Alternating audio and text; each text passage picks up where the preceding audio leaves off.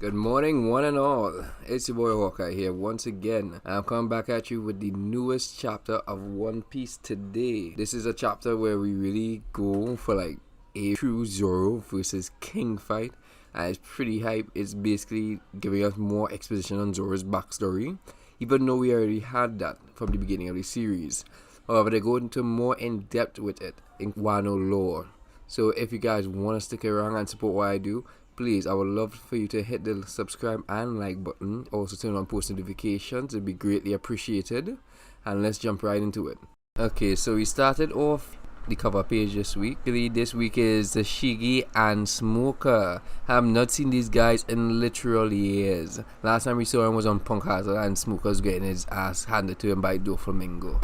Chapter starts off right where we left off last time, on the edge of Onigashima. So in this part, it seems like Zoro is kind of controlling Enma to a certain degree. However, King is still very much not taking any damage at all. He's basically kicking Zoro's face in at this point in time. He taunts Zoro basically uses common sense to stab King. You see something that I didn't even expect to see on my read-through. King explodes, legit, like it was like out of left field with what had happened. No, I don't think anybody expected this. However, basically I made an assumption that the Shamisen was making Enma act up. However, that seems to not be the case, right? Going further down the line, we'll speak a little more on that. So they give us a little detour after this situation would have happened with Zoro. They show us Queen and Sanji. Queen started to sprout off like lore against the Lunarian race. But you know, we all love how Oda does things. Because in this situation where Sanji's asked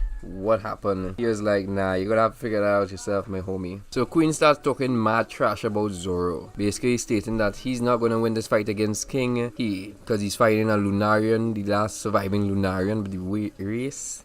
These guys are monsters. They can survive in any inhospitable environment, and even in the distant past they were considered gods. So Sanji basically pops the question of how did they get wiped out, if that's the case. And Queen is like, yo, you gotta find that out yourself, homie, and just shoots a laser blast, which I don't think that's gonna affect him at all. I believe Sanji's even fast. That's enough of Sanji for this week, that what Oda tells us, because right after this he jumps right back into the Zoro and King fight. Basically King is tanking all of Zoro's attacks, right?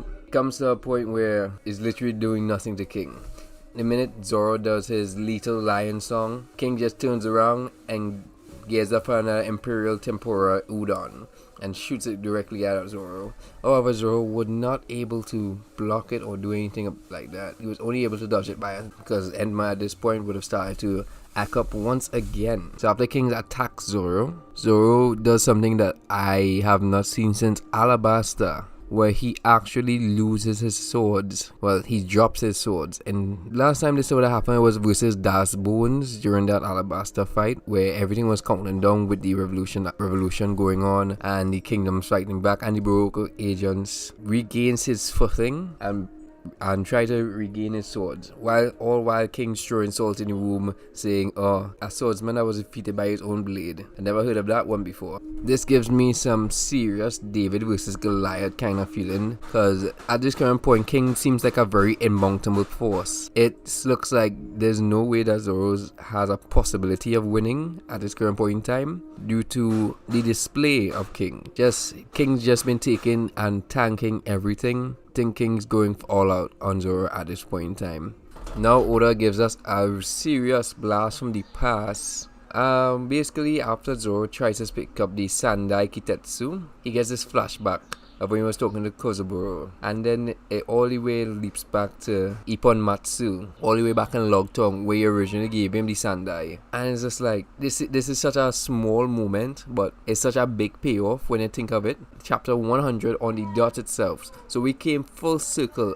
After 933 chapters, we're now seeing this guy once again. So King keeps ridiculing Zoro for his actions during the course of the fight, such as trying to leap off the island to save the Sandai. So King gives him a little encouragement to get back on the island. It's like, you're risking your life for a sword, you're losing it. Then he fights Wado. We do get these little scenes, right, from where he stated he would have become the greatest swordsman. And we also get these small scenes from Hitetsu as well, making Zoro aware that Wado and Enma was made by the same person, Shimotsuki Kuzumburo.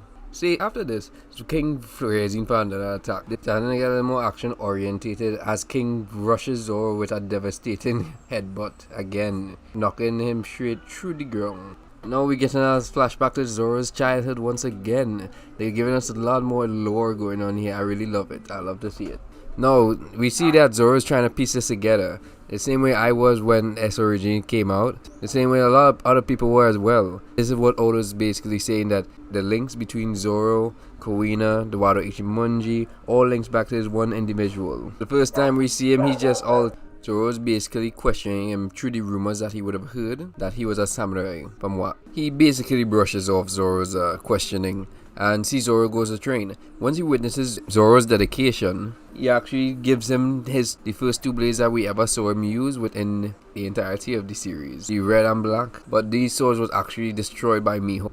Now we get some exposition on what makes Zoro personality wise, as this would be the same personality traits that I normally see Zoro carrying out when Kurzambura is talking to him, inferring that swords only exist to cut down people, and each sword is an individual just like a person, has its own unique position. And cursed blades not even cursed. They basically just jokes to him, saying that that's how they're named. They're just famous. They're just famous blades. He say, well, I consider it praise. Let the weak spread their nonsense. It means those swords fulfill their purpose well. And then he tells Zoro that when he was still young, he actually did make his most prized blade, his magnum opus. And he named it after the Lord of the Underworld, in which Zoro now realizes he's talking about Enma. Now it finally comes to full circle for Zoro and he realizes everything that was going on.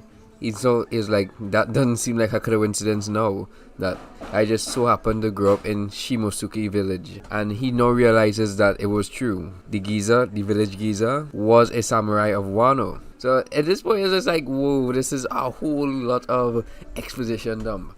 I really didn't expect all of this, but as we in Wano, we coming down to the end of, we're gonna have to get some of these answers straightened out, and that's what Oda's giving us here. Zoro's trying to finally understand that unless he uses all his haki in Enma, there's no way that he's gonna be able to wield the blade at all. And when he finally does this, he pours all his haki into it. It sends a wave of the Supreme King haki and knocking out all the fodder beast pirates in the area. And then King starts to see this as well. Then he understands that Zoro has the color of the Supreme King, a king's ambition. And then he realizes as well. He comments on it. I guess you're right after all. I made some promises to my captain and my oldest friend. Guys, what do you think of this chapter? I actually... hell, I love it. Yo, it started off from beginning to the end. This was a really good chapter. I read through it a few times and I had to come back and go through it, and like, I'm pretty much sure there's small little details in there that I probably passed over or glanced over and missed. I do apologize for such. Guys, I also read these live on Twitch at twitch.tv/HawkeyeENT. Also follow me on Instagram at Hawkeye.ent. I would love for you guys to once again smash and like this video and let me know if you guys want more. As for now, for all those who are celebrating Thanksgiving, I'd like to say happy Thanksgiving to you all.